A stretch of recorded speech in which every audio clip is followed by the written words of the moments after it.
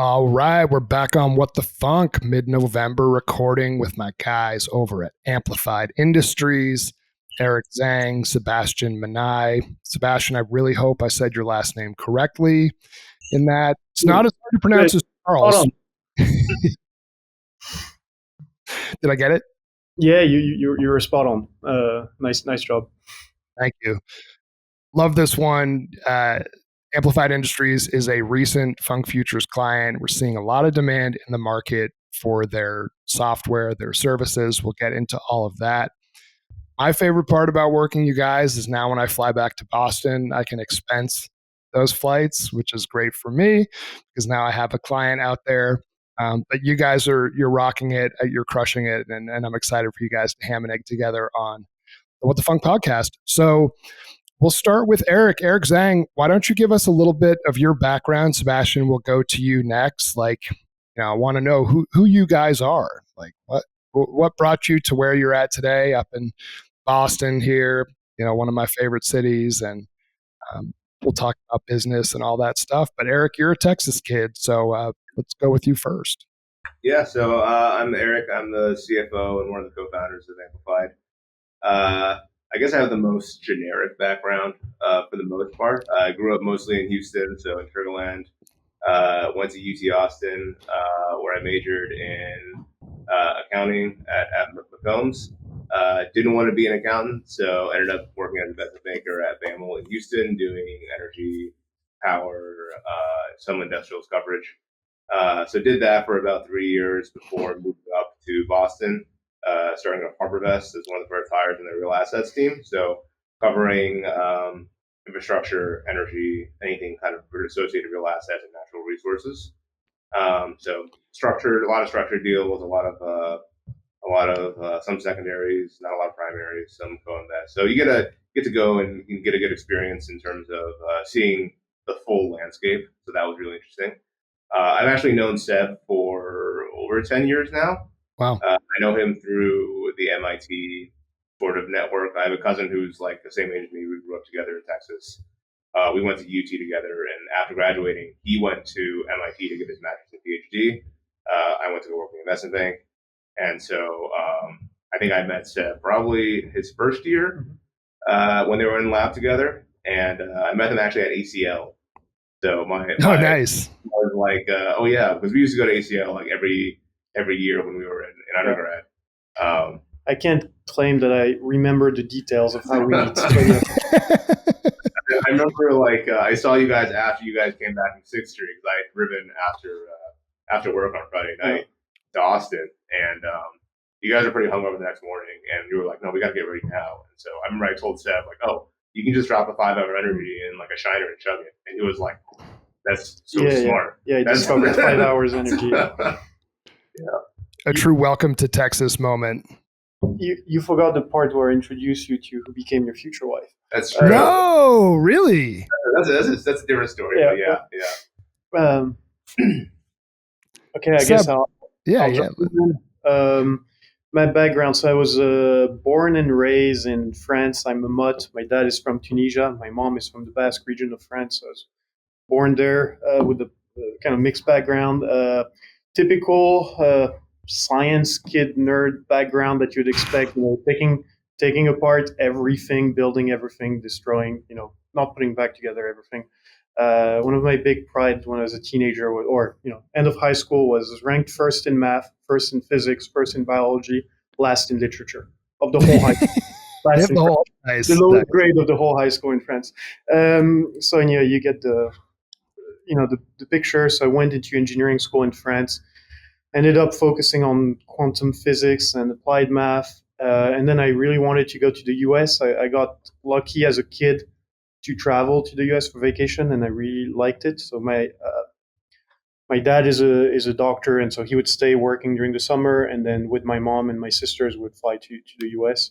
And so I decided to apply to grad school. I ended up being accepted here at MIT. I mean, honestly, I picked MIT because besides being a very good school, obviously, they are very well located. It's in the heart of the city.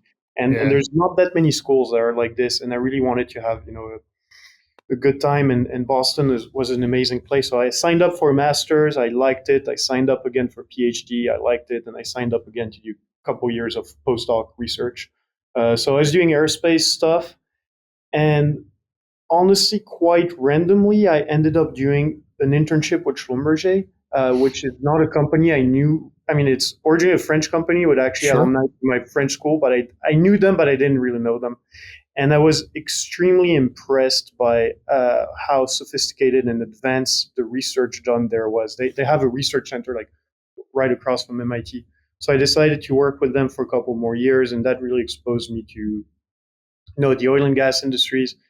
Gave me some ideas, and then I decided to start a company. So during my postdoc, basically, I started working on that, and here we are. So yeah, I met Eric through some common MIT, friends and contact, and been in touch since.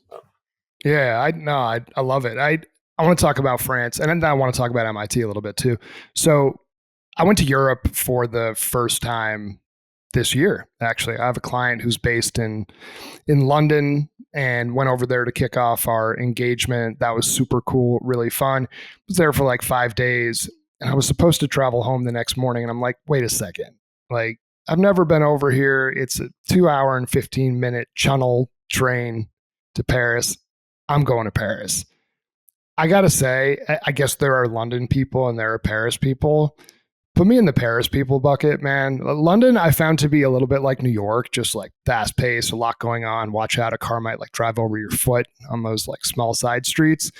In Paris, it's like, I don't know, do people actually work there? They just like smoke cigarettes, drink wine and espresso, and eat croissants.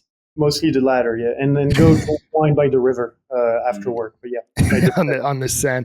Yeah, I love Paris. So anyways, for spring break this coming year, with the family, I married with 3 kids. We'll talk about your kids. You guys are knee deep in it right now, a little bit younger than me.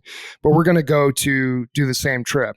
And from Denver, you can't fly nonstop to Paris. It's just impossible. So we're going to fly to London, spend a couple days, take the channel. But it's like pretty obvious to me that my kids, my family are way more excited about the Paris trip. There's like a more of a romantic like view of Paris, I think, with Americans than there is of London. So I'm excited for them to experience both. I think the vibe in London is, for Americans, it's kind of like foggy and wet. Yeah. So I have to say, as any typical French person, right, you have to like shit talk on the British. Like you got to think about it, last 1,000 years, and for rugby and all that, it's always fun.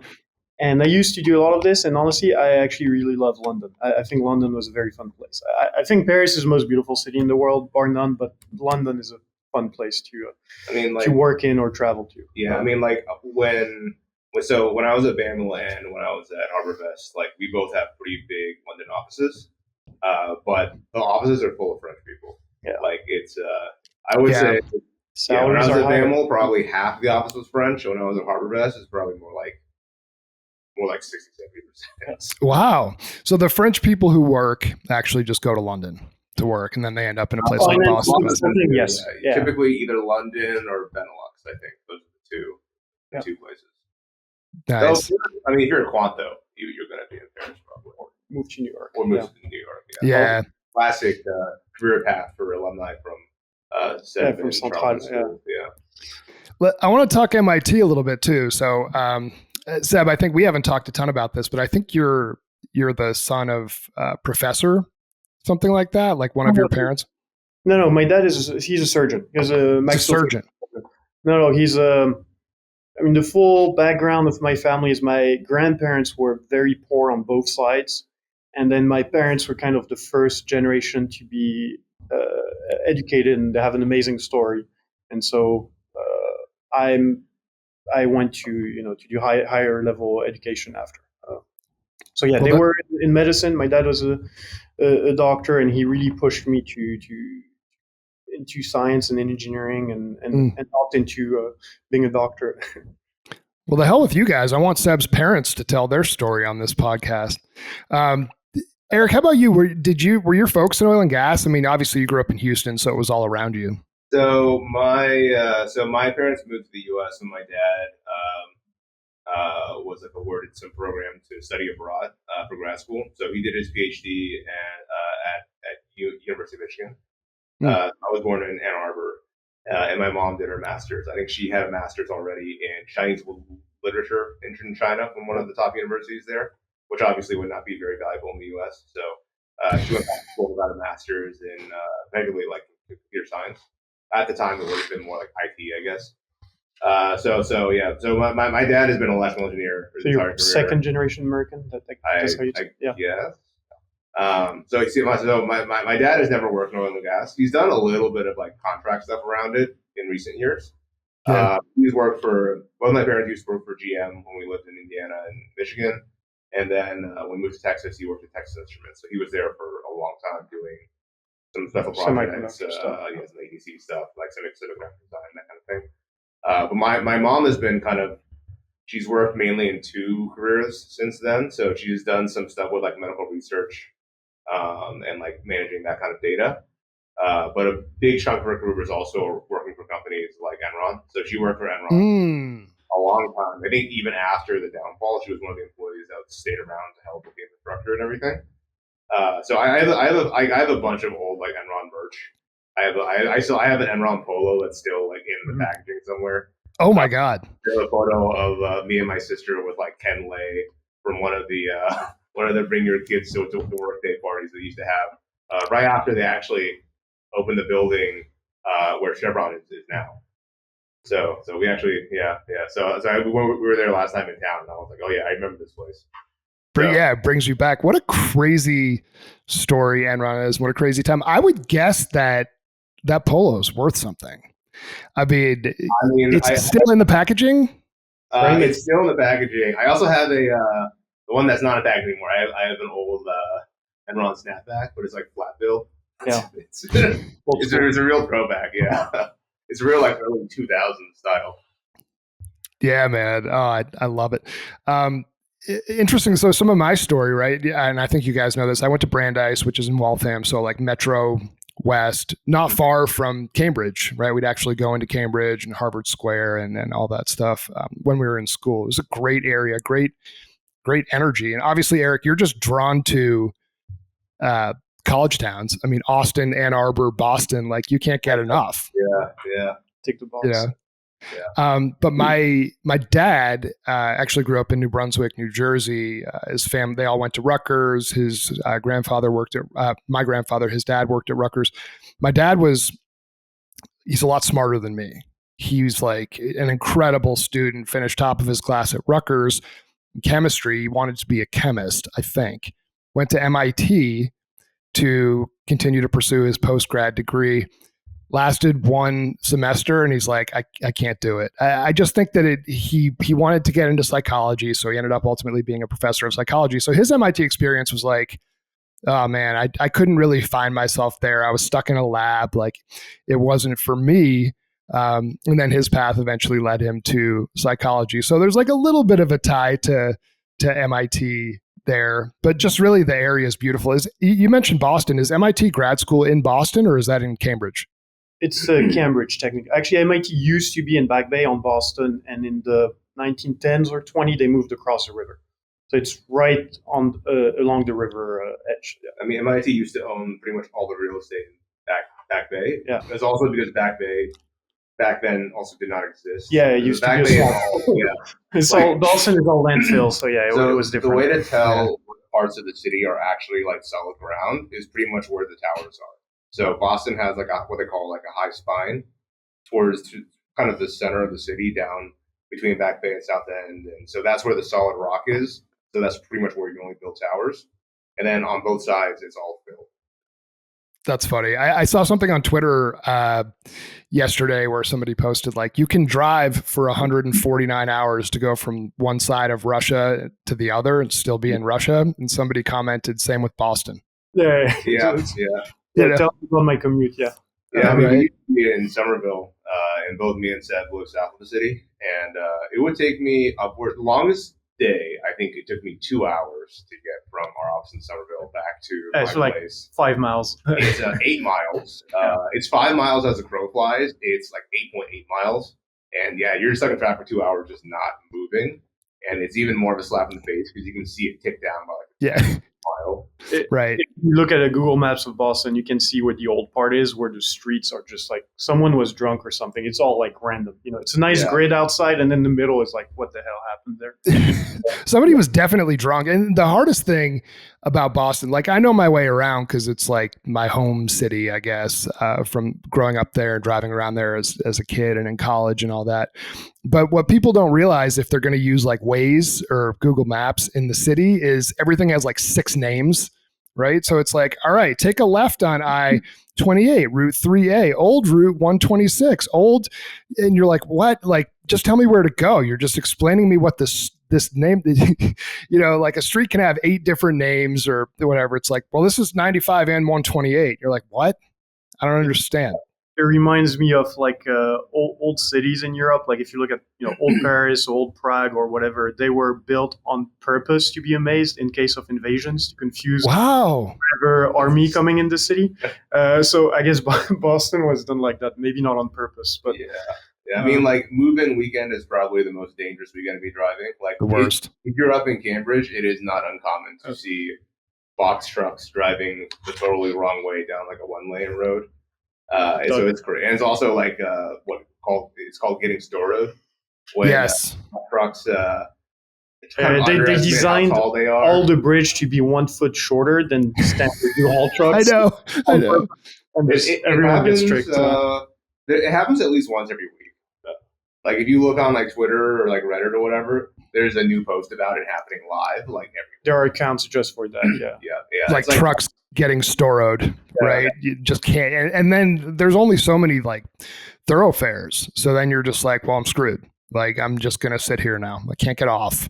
And no one's going to let you in either. That is one of the things that I like about driving around in Boston is it's like, I am going to cut you off and that's what's going to happen. You're like, all right, cool. Like there's at least no bones about it. You know what's going to happen.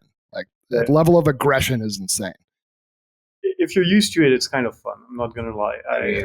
It makes it much easier to get around in cities when we have like rental cars. Yeah. If we're like running late to a meeting, it gives you the kind of training.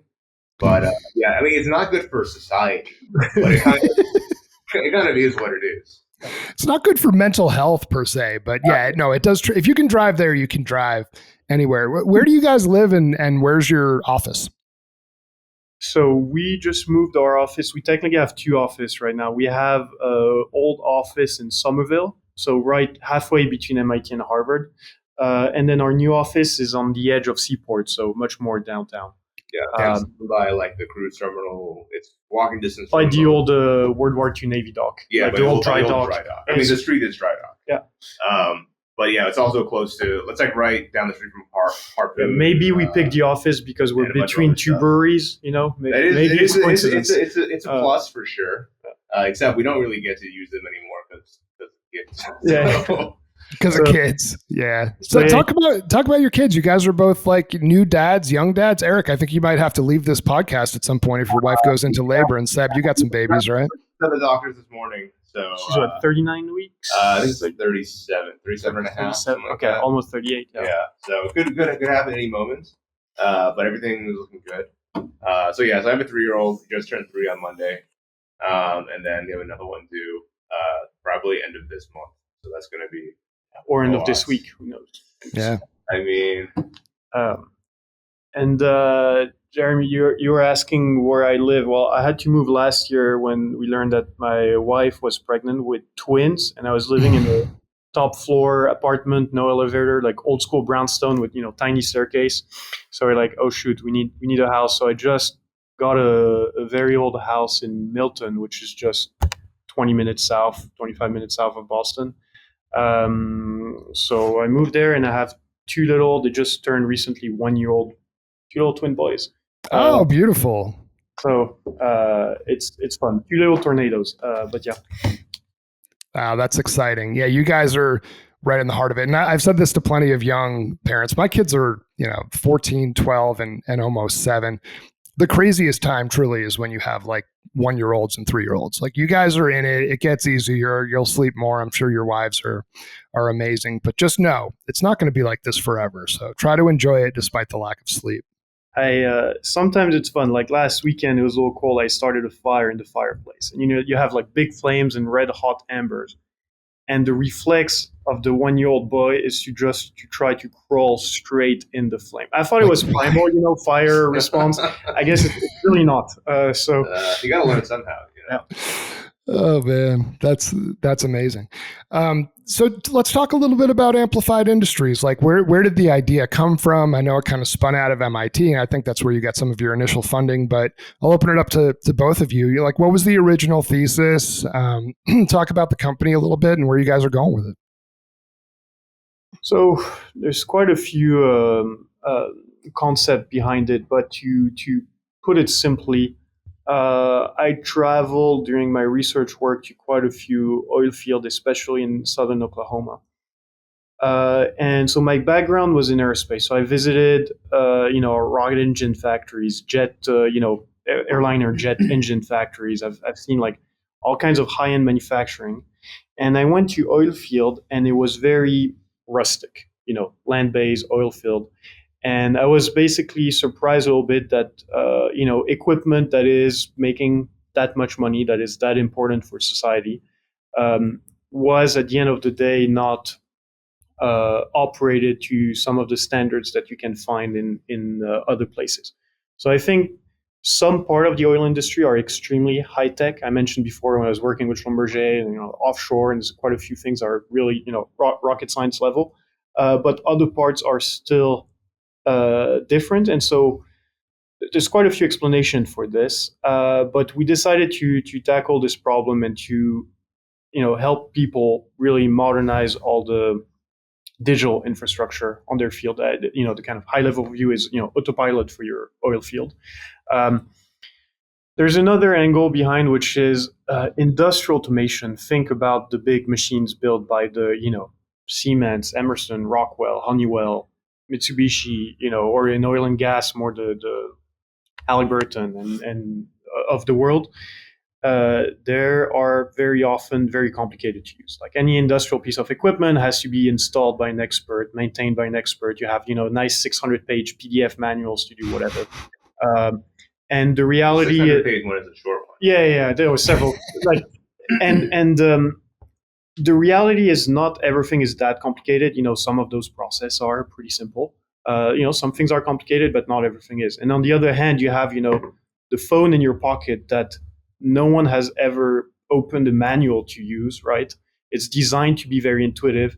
You're doing way more things on it. Way more things are happening on your phone again than most industrial facilities. So I think a lot of the industrial equipment was never really designed to be easy to use. It was designed kind of by engineers for engineers, and let's cram as many features as we can. The cliche example I give is, in my old apartment, I had a Mitsubishi AC, and you have those remotes with 54 buttons. Yeah. And now everyone has a Nest thermostat, which has 0, right? And it works even better. That has one button. Yeah, one.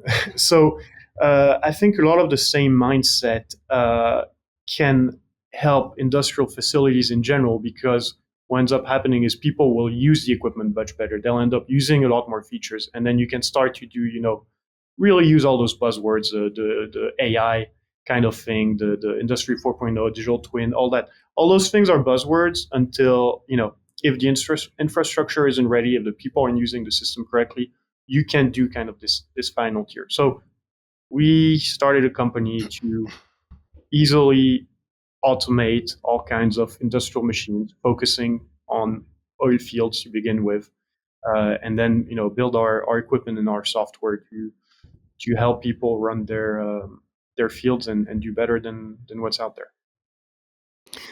When did you guys officially launch the company? Was it named Amplified Industries out of the gate? Talk a little bit about that, because I think you mentioned 2020 a few times, which is just a completely insane time to start a business. But give me a little bit of the history.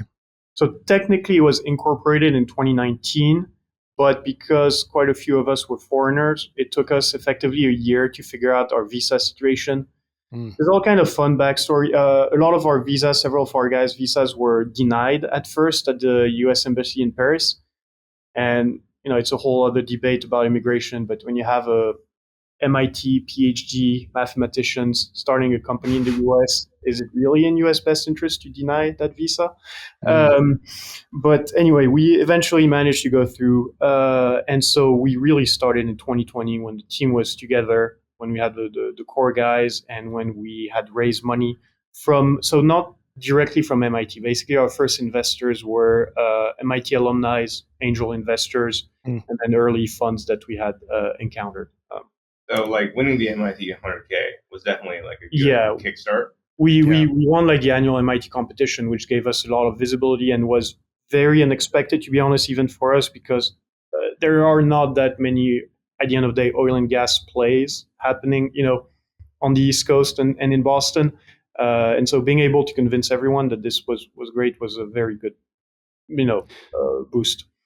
Yeah. I mean, and of course that leads into the natural question of like, what is it like running a like pretty fast growing oil and gas tech company out of Boston? I know you guys are on the road a lot, but like when you go to parties, super liberal area, I think oil and gas is vilified a little bit out there for whatever reason. It's like the water's been poisoned. Like, what do you tell people when you go to parties that you guys do? And how do you manage a company from there? Are you just on airplanes all the time? Like, how do you do it? So the first part regarding the image of oil and gas in Boston or in general, in a lot of coastal states, I think Boston is a little different, especially compared to California, for example. Is yes, you have a lot of people who will, vilify oil and gas, but I think it's a more conservative city in a way, and you also have a lot of more, old school pragmatic people that can kind of cut through the BS that you read on everyday media and be like, no, it's here to stay. It's going to grow. There's a need to improve all those things. And no, we're not going to all switch to solar tomorrow by magic, right? So I think a lot of the smarter investors, smarter engineers, they really got it in Boston. Like maybe not, if you do a quick pitch or a quick presentation in some party, maybe not everyone will agree with this, right? The second angle is one of the key advantage of our solution is we eliminate almost all the spills. So there's a big environmental angle here. So that resonates with people here maybe a little more than, hey, we can increase your production. Yeah, So it kind of depends on what part of the city you're in. If you're in like JP, Gamberville, maybe there's nothing you can do really. But like, yeah, I mean, like I would say our experience at MIT, like Harvard campuses and stuff, people are very pragmatic about this kind of thing. And generally speaking, like the optimization angle of just saying like, hey, we're making things that are going to be running and they're going to run better is kind of a no-brainer. Like there's no real, there's no practical, I think, downside to a lot of what we do, right? I think when we conceive about like building a company, building a business, like taking it all the way back, the whole goal is to provide value for our customers and even the externalities around that. And I mean, at the end of the day, that is our goal. Like we're going to provide value out of what we do in excess of what we charge for, right? And then regarding the location, so yeah, we thought about moving to Texas or to Midland, Oklahoma City, but the reality is we're flying all the times anyways. Like effectively every other week, we're going to Oklahoma City, to Midland, to Houston, to Denver, to Tulsa, to Wyoming, to Gillette, to LA. Like it kind of doesn't matter where you are. You're going to be flying a ton anyway. Yeah. And Boston had a lot of pros for us, so we need a lot of talent that is more common here than it is elsewhere. Like people who do cloud engineering, people who do data science, mathematicians. Like so, if we need sales and petroleum engineers, we hire those guys remotely. And because we started the company basically during COVID, well, kind of naturally, a big portion of our team is spread out across the US, anyways. Yep. One of the things I want to go back to, Seb, that you said is, well, we eliminate a lot of the spills. How do you do that? So effectively, what we're able is to see at very high resolution in real time everything going on the field. And once you see that, you're able to build all kinds of mathematical and physical model to detect things. So some things can be very basic, like, oh, this tank is overflowing. Other things is you can calculate flow rates in some pipe and realize that it's all going in the wrong pipe and overfilling tank, or you sending your oil in your water tank, or vice versa. We discovered that we could detect, honestly by luck, that hatches were left open on tanks, and methane, VOCs were evaporating. We didn't actually build a sensor; just we were recording such like high quality data that we're like, oh, now we can build a model that detects this. So there was a lot of kind of the bigger idea of what we're doing is we spend most of our time building unsexy things around how do you do a very large amount of data to a cloud that, the customer doesn't really care about that part. But the thing they have to realize is once you've done that correctly, building all kinds of applications for this is much, much easier and much faster. And so now we reach that point, and it's just about rolling out new features, new application, and that can happen very, very quickly. I mean, even just on the data collection side, like we spent a lot of time making the system not only really iterating and trying to make it as easy as possible to install and set up and maintain, but also like making sure the measurements that we're actually collecting are high fidelity, high accuracy, calibrated. Like we've tested hundreds of different sensors for all kinds of our devices. It's I think making something that works 80-85% of the time is like pretty quick, but that last 15% is really what takes. Building a high efficacy system is just devil is in the detail. Yeah, and it takes a lot of field testing, a lot of. To that point, we started on what I would call the worst field. We started in like northern Louisiana in like swamps, water flood, small wells. We started in the real world. Like but it's Midland is much nicer. The desert is lovely, but like the swampy Louisiana part, that would destroy any piece of electronic. The mosquito would vampire all our blood off. That was like very tough operating condition. And so we started there and kind of iterated on all our hardware early on there to get something that was reliable. But it's a really good way to, I mean, these are really, really old fields. Some of these wells are probably over 100 years old at this point and still produce. I think our oldest well was 1917, something like that. Yeah. Nice. We've been on some yards where the equipment is still made of wood. Yeah. So our newest well, I think, is from 22, and our oldest one is like 17. So there's over 100 years. A big range. Yeah. But I mean, you get to see a situation in the field that is like real, right? You have a lot of unknowns with the equipment quality. Is this check valve actually working? You can probably hear that it's not. Yep. Flow lines are running all over. No one really knows where they are. And you have all these, this stuff that no one's really checking up on. And so to get a system that works in that kind of scenario where you kind of don't know anything and building all the kind of things you need to collect, I mean, that's a big learning process that you don't know until you go out there and do it. And I mean, we spent a lot of time doing that kind of stuff. And that's the part that's very fun too. It's like we get to meet people from lease operators, pumpers in rural Louisiana to billionaire investors in tall towers in New York. Like we get the full spectrum of every possible people out there, and that's very fun. Yeah, I bet it is. And my understanding, at least with Amplified, is there are some solutions that do similar things, but it really caters toward larger producing wells, comes with a very high dollar ticket value. And that sort of leaves a void for a lot of the wells. I mean, there's almost 4 million wells in the United States. You guys are able to optimize really sort of any oil well anywhere of any size and do so affordably. So was that like kind of part of the ethos is this doesn't need to be like this crazy expensive application that only caters toward massive producing wells. We can actually help optimize every well.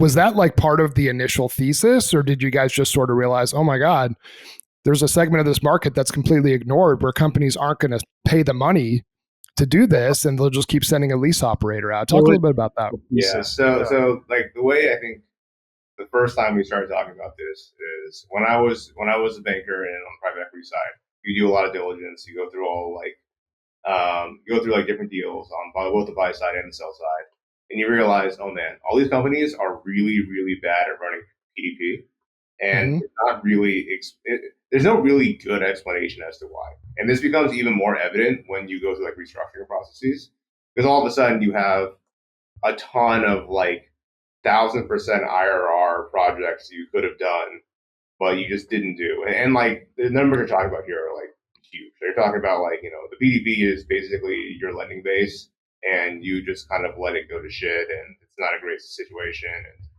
why didn't you run this correctly? And I would see this over and over and over and over again. And I would bitch to Seb about it. And Seb would be like, there's no way it's like this. And then I think he went to the field and he was like, oh no, it is. It's definitely like this. It is like, I mean, there are like, on the flip side, there are plenty of operators I think have a great reputation of running PDP who have made an immense amount of money, like the Merits and the Hillcorps of the world. Like, so there's a lot of money to be made here, and this is a real thing you can really do. It's just that people just don't focus on it, and the scale of that kind of market is pretty big. And what you just said was a business decision. We decided to go after all the typically older wells, the smaller production, call it less than 50-ish barrels a day, because as a small startup, there's a team of a few guys, now there's 20-something of us, but it's very hard to sell a product to the Exxon of the world, right? Yeah. In terms of procurement, of legalities, of, even if they love what you're doing, just jumping through those hoops will be a very slow and tedious time frame.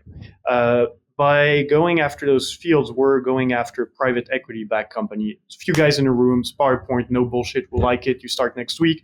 Did I make more money? Did I reduce my spills? Yes, we scale it. It's like bang, bang, bang. And so you can scale your technology really well. And then at some point you reach a size that's significant enough where you can go after the big guys. So one part that you said that's not exact is to be, honest and arrogant, and I can because I'm French, but it's like we think the best system out there by far, but we didn't want to go head on at first on the new wells against the established guys. You have to prove that was the case, and on those smaller wells, and then slowly you climb up the ladder and you say, look at all the amazing stuff we're able to do with our system that other people can even dream about. So kind of one step at a time, and there's a process to it.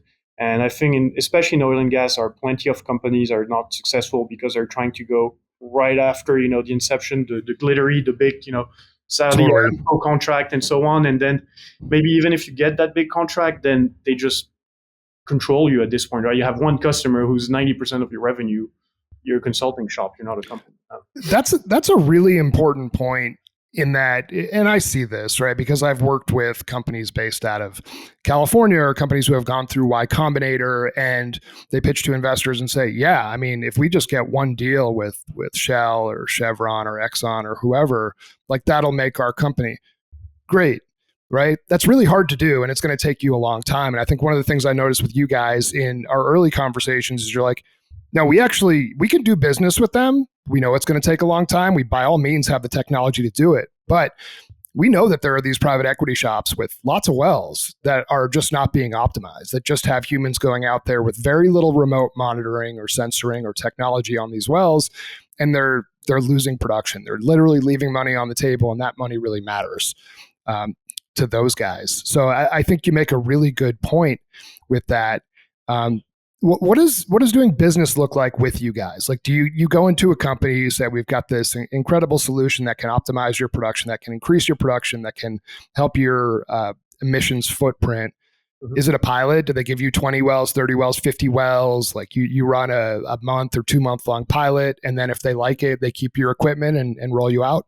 Yeah, it's exactly that. We, give them a PowerPoint presentation, show them a few case study, a few, scientific slides, convince people to do a pilot. We ask for a couple dozen wells, just get some statistically relevant sample, right? Don't by all means go pick some really hard, really complicated wells, like plug flowing, deviated wells, whatever, gassy, whatever issue you have, pick some of those, but also pick more normal wells. And our pilot is typically 2 months, and we kind of do a before and after comparison. And then if you like it, you can scale it. We do not just the wells, we do all the tank facilities and kind of everything that ties to the well at the same time. So it's pretty simple, straightforward process. And it's very easy to, like, our install is super seamless. To give you an idea, one crew, one truck can do 10 to 15 wells a day for the install. It's really like copy paste, very quick, light footprint. Yeah, I mean, I think a big part of it is that I think with a lot of customers, like, we don't even really need to do that much convincing about what's been changed at the end of the pilot, because it's pretty self-evident. So a lot of it, I think a lot of issues with kind of what we found is that running any kind of remote asset is hard. Yeah. Running an oil and gas well is even more difficult because not only do you have a remote asset, you have a remote asset that's pulling something from thousands of feet below the ground. You just have layers upon layers of unknowns. And so, it just makes it that much more important and impactful. And so, like, I think we found a lot of, like Seb has mentioned, like private equity backed companies. I think that has really been a sweet spot because a lot of the teams who run those are quite sophisticated, but also they're younger and willing to try new stuff. And so we've had a lot of success with, the more technical a customer is, the more quickly I think they buy in just because they see the level and fidelity of data. It gives you a lot of confidence and it gives you a lot of additional stuff to play around with. Like there's a lot of savings that some of our more savvy customers have managed to achieve. That's really, beyond what our system is doing, but stuff that they can do with the data that they now have. Like a good example is like instead of having to pull a well when it stops pumping, they recognize it has this problem. Something happens that's idiosyncratic to this well. But instead of having to pull it, they can see it in the data, and so they can just treat it, and so that saves them like 10, 20 grand every 6 months. And I think those companies as well, they just straight up have less people, right? So the leaning on technology has to be like a core part of how they do business. And you guys help. Maybe it's having less staff, but really it's making that staff more efficient, right? Like there's a push on the industry, right? Overall, there are kids doing petroleum engineering as a major, right? And overall, there are more regulation, more things to do, right? And those two trends are, most likely not going to reverse. So there's just more need to make more things automatic. Yeah, I mean, I think another big thing that we try to do is like, yes, we provide a lot of like high-end data, a lot of very high resolution stuff, but at the end of the day, the goal is to make what we do and the results that you get out of it accessible across the entire organization. Sure. So, like you don't have to be a petroleum engineer to use our system. Like we do all the flagging stuff for you. So you don't have to get into the weeds about everything. So, something important. People always say more data is better, and I frankly disagree. More data is just more expensive, right? And I need to hire more engineers and pay for more servers and whatnot. It's only better if you can automatically analyze all that. So yes, it's great to record a huge amount of data, but then you have to process it and you have to automatically control all the machinery to be optimal. And sure, you let the engineer override, obviously, whatever he wants, but you have to use it to actually reduce the amount of work for people. You can just giving them more information. They only need to hire more engineers to use it otherwise. Sorry. No, that just brings me back to like, I'm thinking, a dozen years ago when the concept of building a data warehouse was a little bit more fresh. It was kind of a novel concept. And I remember talking to some operators who were like, no, just bring in all the data. We're like, but why? Like some of this isn't going to help you. You're never going to put this on a Power BI dashboard or Spotfire or whatever. Like you're just going to end up incurring like massive costs or need to buy more servers because that's when people actually had like on-premise servers to pull their data into. But like, think about like, what's the important data, right? What matters? What do you want to model? What do you want to analyze? What's actually going to make your business money versus like, we put all of our data in the warehouse. It's like, but now you're just paying more money for data you don't care about. Yeah, the thing you bring is sometimes... that is a business model that like AWS loves. Yeah. They do. Yeah. Sometimes people don't know how much they're spending. Like even if we ask people today, okay, how much you spend on ScaleUp per well? They're like, well, I don't know. There's the maintenance of the equipment. Then there's all the license fee for all the software you're going to be using. Then there's all your in-house IT guys that service it. Like it's a bunch of it's death by a thousand cuts, right? And when people actually all that up, they're like, oh, shoot, like this is actually extremely expensive to run. There's been plenty of times where we'll ask someone, like this happened like one time when we first started. We were asking a CEO of a company, and his CFO was walking by, and he was like, "Hey, how much do we spend on this?" It's like, and they calculate it, and it ends up being like 3 or 4 times what we were charging like per asset. So we're like, okay, so now that you know that, does it sound expensive to you? So it's because it's just sort of a sort of administrative, like high level cost for I think a lot of companies, or they just something they just kind of roll into the LOE. It's just like one line item. It just it becomes quite opaque, which is why like Seb said, like a lot of times when we start on stuff, we say, okay, give us something that is either too low production to afford putting, a new controller, full SCADA, all that kind of stuff on, or give us stuff that's more difficult. Because then you really get an edge to get in the door. And then once you're kind of in, you will kind of see the fidelity of data you're getting, the quality of the performance, and everything like that. And we have with one customer where they have a bunch of controllers and SCADA, and what they ended up doing was, as those started to fail, they just started replacing all of them with our stuff over time. Yeah, just yeah. And today it's more performant, and also turns out it's significantly cheaper. The name of the game in oil and gas has been and will always be, I'll entertain this solution if you can do one of two things. If you can do both, then you've got the holy grail, and that's very clearly increase production, reduce LOE. So if you guys are on that track and doing those things, the sky's truly the limit. I want to pivot a little bit to some other fun, some lighter stuff. I got to ask, Eric, how do you survive in Boston with the barbecue that you have there coming from Texas? I mean, so when I first moved here, my sister actually overnighted me a frozen brisket from Truth, which I think had just opened. So that was the first winter. I did buy a smoker last year. That's why we fly a lot. Yeah. So there is a pretty decent. I mean, it's not like decent by Texas standards, but it's not bad. Now's a chain of barbecue spots in Boston called Smoke Shop. No, it is bad compared to compared to Houston, but compared to like other places we've been to, it's not so just bad. Eat a lobster roll if you're here, and eat a barbecue. There is the guy who runs that place is I think he's from Austin, and so when I first moved here, that was two places where you could get like a Topo Chico and a Shiner. The only other place to get a Topo Chico was at that super bougie South End food truck market where they charge like $5 a bottle or something like that. Something obscene. First class flights. Yeah. I mean, yeah. But there's supposed to be a really good place down the street from our office here that's in a park. I think the guy who runs that is also from Texas. Yeah, it's of course. It's a place that all the reviews are like 2 to 3 stars, and all the reviews say that the food is really good, but the guy who runs it is really mean. Yeah. And so I'm like, it has to be good. And if the guy's mean by Boston standards, like he's actually got to be really mean. The Chinese restaurant thing. Like, I don't want to go to a Chinese restaurant that's 5 stars. Like that means it's not authentic. Yeah, like, totally. In Houston, it's got to have like 3 stars. Everyone has to complain about how the service is terrible. Oh, they kill the food in front of you. Yeah. That's authenticity. There's one place, God, the name is escaping me now. It's near Fenway Park, barbecue place. That is unbelievable. You know what I'm talking about? Sweet Chicks. Yes. Yeah. That place. They do North Carolina, like pulled pork kind of stuff. Yeah. Sweet Chicks is pretty good. Outstanding stuff. What are your favorite restaurants in Boston? If you had to give like your top couple, what do you guys think? There's 2 for me. There's the best pizza place in the US, I think, is in Boston. It's called Pico. Yeah. Because you have to find Pico, Picco, with 2 C's in South End, because they make fresh dough, right? And it's hard, right? You got to wake up at 3 a.m. and all that to make fresh bread every day.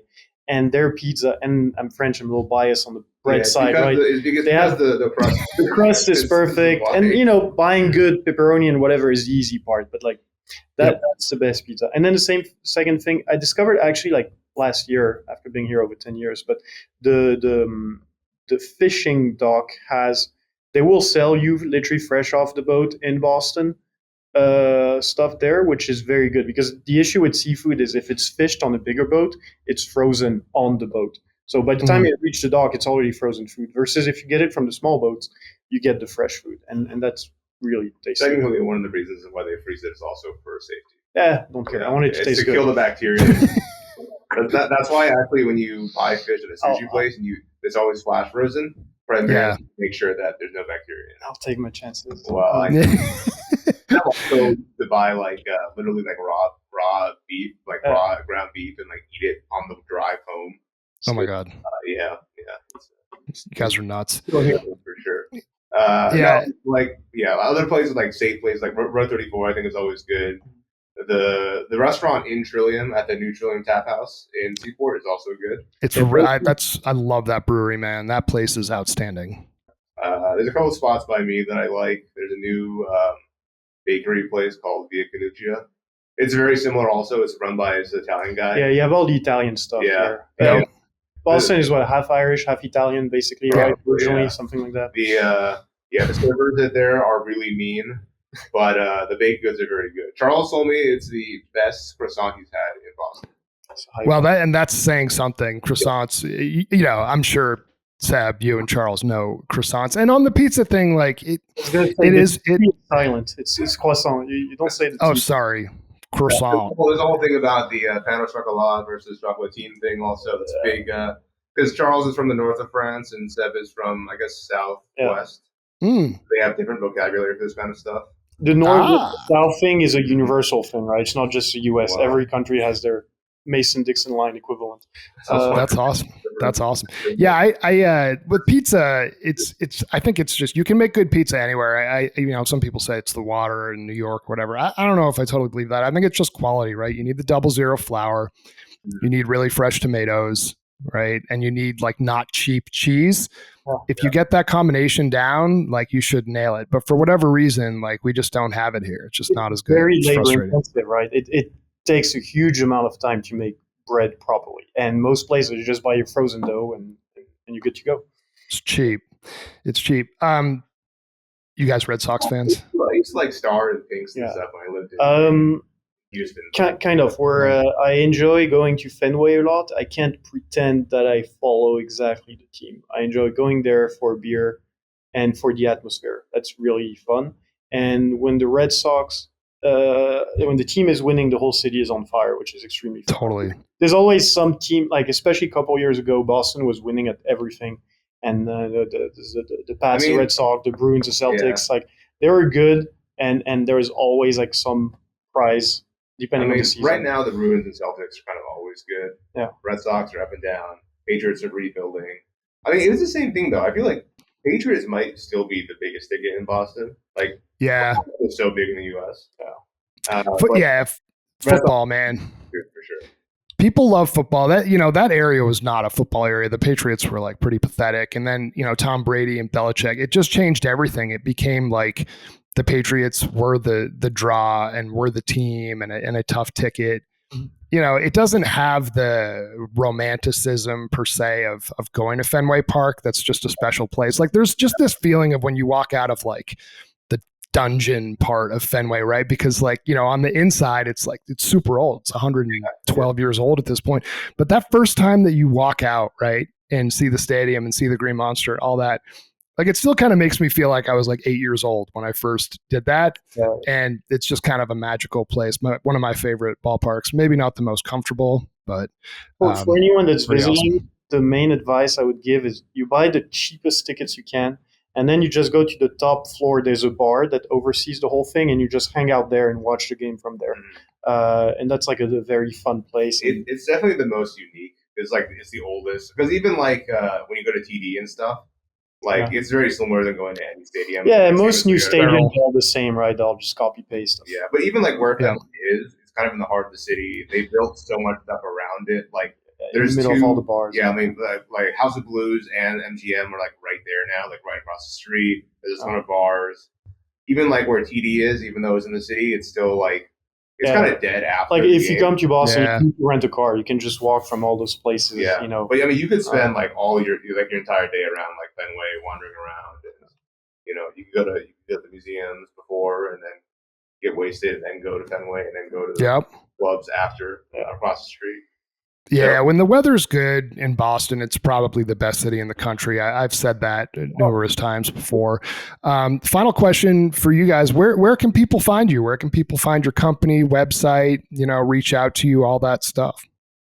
Just put our name on LinkedIn. Company website is, amplify.industries. There's no .com. It's just amplify.industries. Yeah. How'd you get that? I've never seen a .industries before. It's the first one. You can do anything now. You can type whatever and freeze it, and it's easier to remember. You can shoot us an email. My email is Sebastian at amplify.industry. Eric at Eric at amplify.industries. Though for Seb, it's Sebastien. En, not A, the French way, not the German or Spanish way. I also made use Seb at amplify.industries. That also works. I love it. Well, guys, thank you so much for coming on. The future is bright for Amplified based on everything I'm seeing. I think that you're hitting the nail right on the head. The market is coming to you guys. So appreciate you coming on, and I'll see you next time I'm up in Beanage.